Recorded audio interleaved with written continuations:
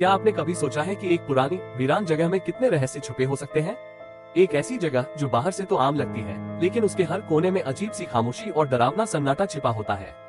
आज की कहानी एक ऐसी ही युवती की है जिसने अपना नया आशियाना पाया, पर शायद ये जगह उसकी उम्मीदों से कहीं ज्यादा कुछ और थी।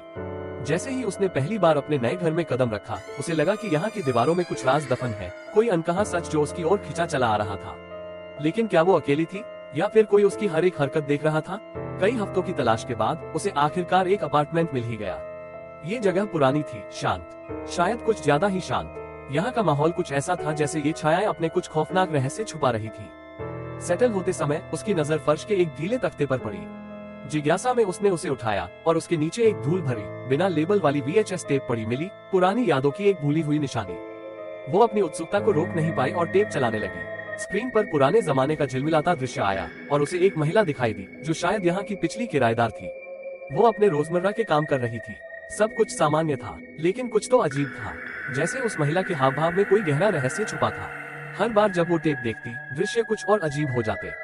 टेप में दिखाए गए दृश्य ऐसे दिखने लगे जैसे वो उसी की जिंदगी के हिस्से हो। और फिर उसने वो बातें देखी जिन्हें वो समझ नहीं पा रही थी। क्या यहाँ पहले कोई और था या फिर कोई अब भी यहाँ है?